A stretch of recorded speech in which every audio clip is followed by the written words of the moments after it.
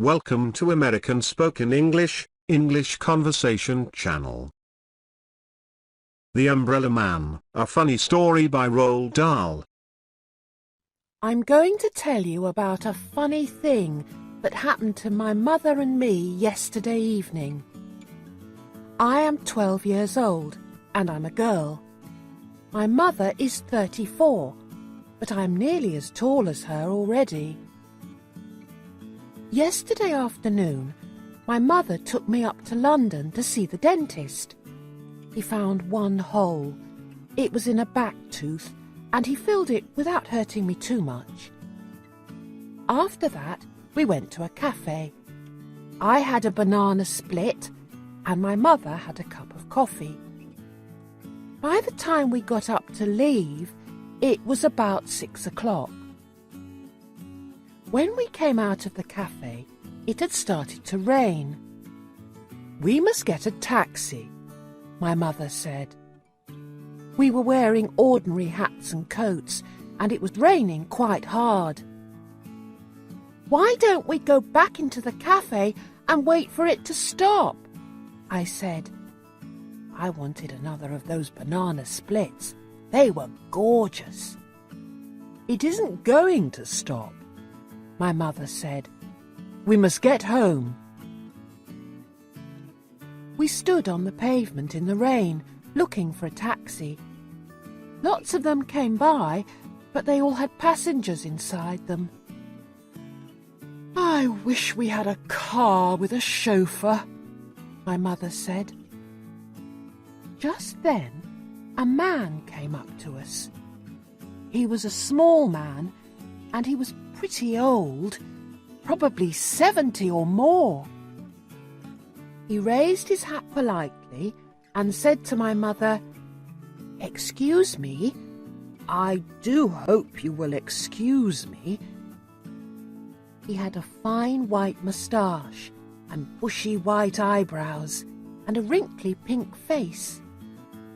He was sheltering under an umbrella, which he held high over his head.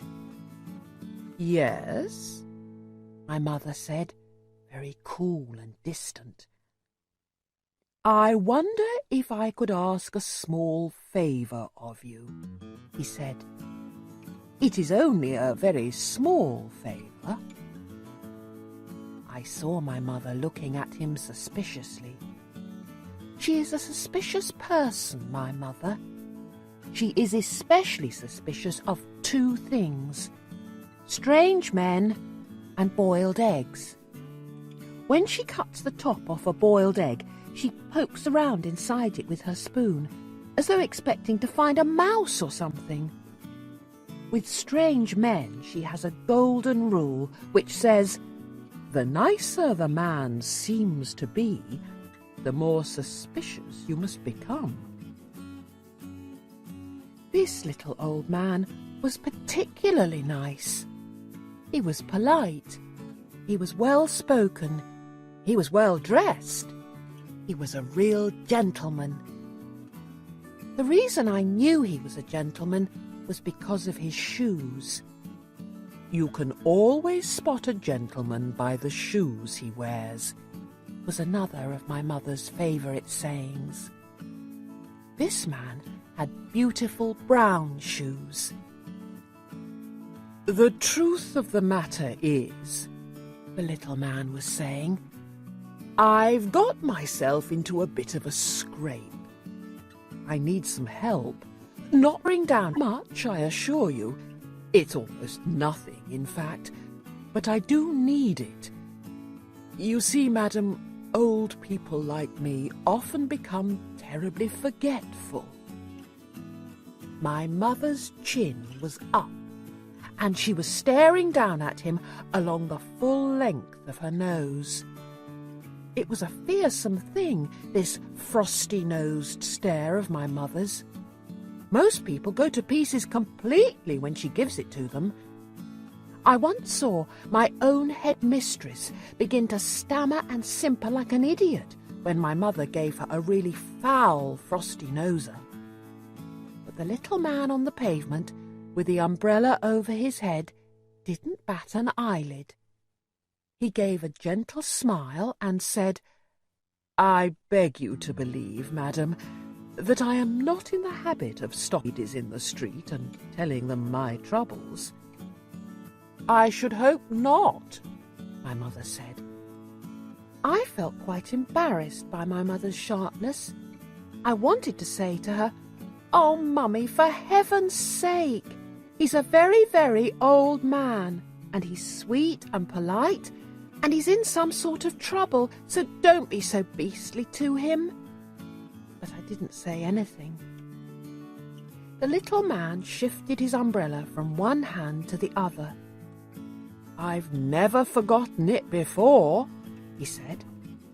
"You've never forgotten what?" my mother asked sternly. "My wallet," he said. "I must have left it in my other jacket. Isn't that the silliest thing to do?" "Are you asking me to give you money?" my mother said. "Oh, good gracious me, no!" he cried. "Heaven forbid I should ever do that." "Then what are you asking?" my mother said. "Do hurry up. We're getting soaked to the skin here." "I know you are," he said. "And that is why I'm offering you this umbrella of mine to protect you, and to keep forever, if only... "If only what?" my mother said. "If only you would give me in return £1 for my taxi fare just to get me home." My mother was still suspicious. "If you had no money in the first place," she said, "then how did you get here?" "I walked," he answered. "Every day I go for a lovely long walk, and then I summon a taxi to take me home. I do it every day of the year." "Why don't you walk home now?" my mother asked. "Oh, I wish I could," he said. "I do wish I could, but I don't think I could manage it on these silly old legs of mine. I've gone too far already." My mother stood there chewing her lower lip. She was beginning to melt a bit, I could see that. And the idea of getting an umbrella to shelter under must have tempted her a good deal. "It's a lovely umbrella," the little man said. "So I've noticed," my mother said. "It's silk," he said. "I can see that." "Then why don't you take it, madam?" he said. "It cost me over £20, I promise you, but that's of no importance so long as I can get home and rest these old legs of mine." I saw my mother's hand feeling for the clasp of her purse. She saw me watching her. I was giving her one of my own frosty-nosed looks this time, and she knew exactly what I was telling her. "Now listen, Mummy," I was telling her. "You simply mustn't take advantage of a tired old man in this way. It's a rotten thing to do." My mother paused and looked back at me. Then she said to the little man, "I don't think it's quite right that I should take an umbrella from you worth £20. I think I'd better just give you the taxi fare and be done with it." "No, no, no," he cried. "It's out of the question. I wouldn't dream of it, not in a million years. I would never accept money from you like that. Take the umbrella, dear lady, and keep the rain off your shoulders." My mother gave me a triumphant sideways look. "There you are," she was telling me. "You're wrong. He wants me to have it." She fished into her purse and took out a £1 note. She held it out to the little man. He took it and handed her the umbrella. He pocketed the £1, raised his hat, gave a quick bow from the waist and said, Thank you, madam, thank you." Then he was gone. "Come under here and keep dry, my mother's darling," my mother said. "Aren't we lucky? I've never had a silk umbrella before. I couldn't afford it." "Why were you so horrid to him in the beginning?" I asked. "I wanted to satisfy myself he wasn't a trickster," she said. "And I did. He was a gentleman. I'm very pleased I was able to help him." "Yes, Mummy," I said. "A real gentleman," she went on. "Wealthy, too. Otherwise he wouldn't have had a silk umbrella.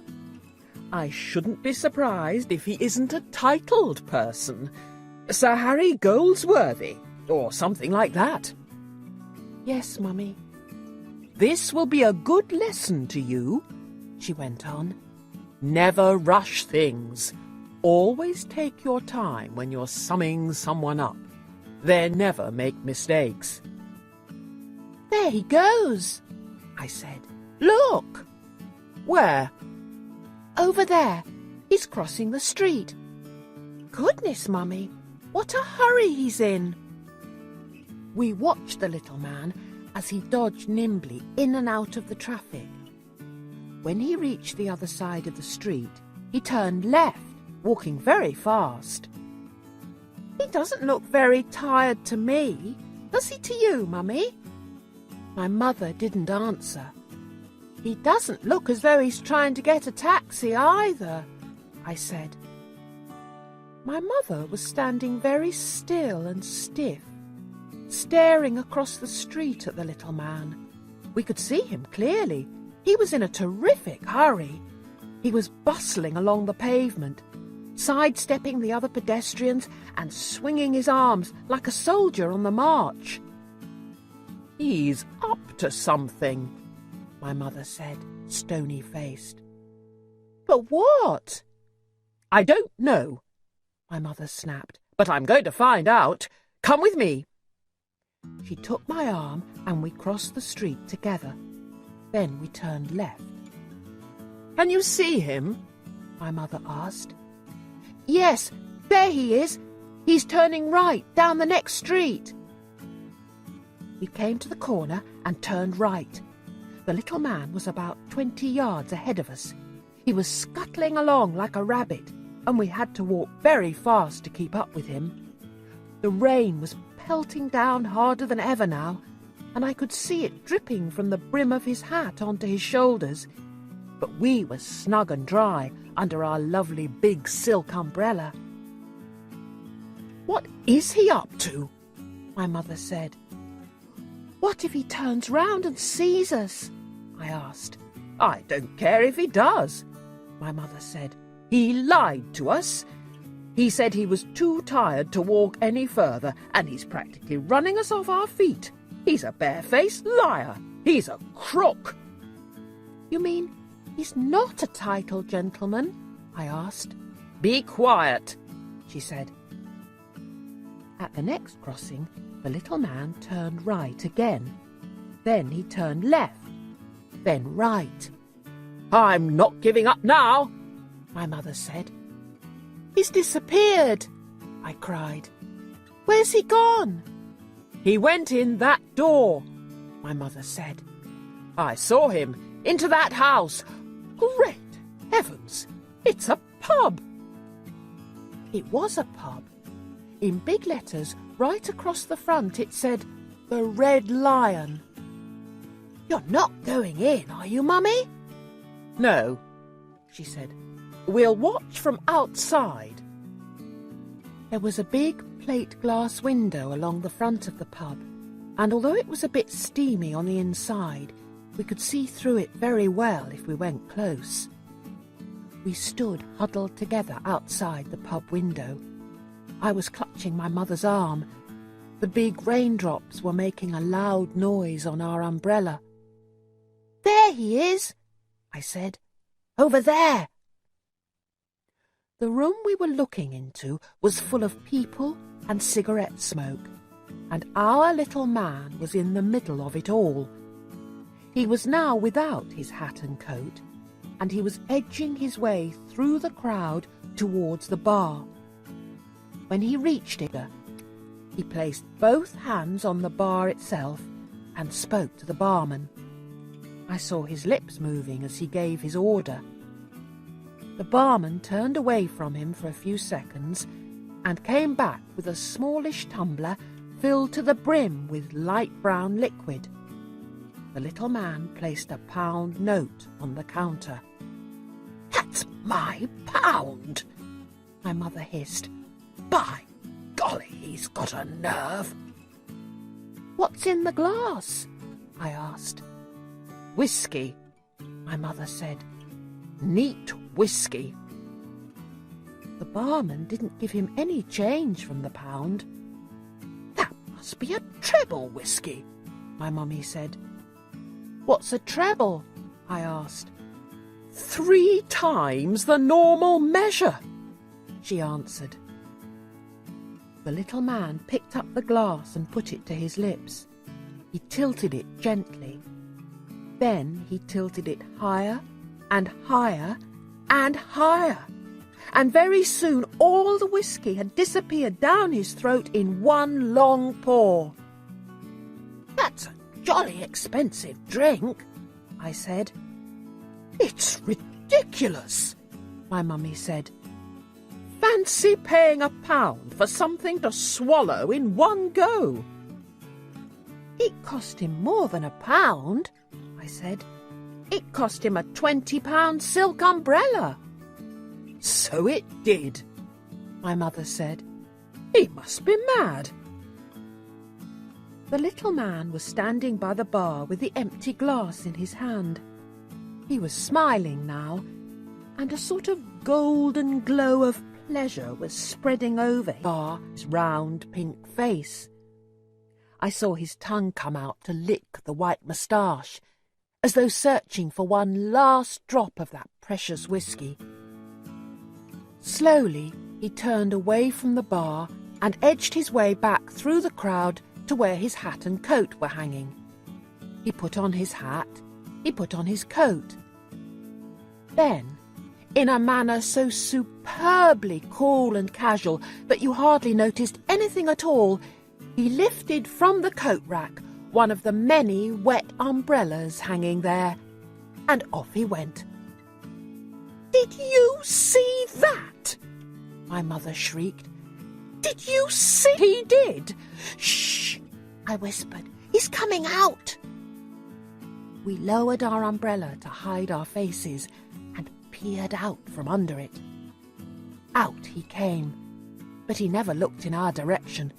He opened his new umbrella over his head and scurried off down the road the way he had come. "So that's his little game," my mother said. "Neat," I said. "Super." We followed him back to the main street where we had first met him, and we watched him as he proceeded with no trouble at all to exchange his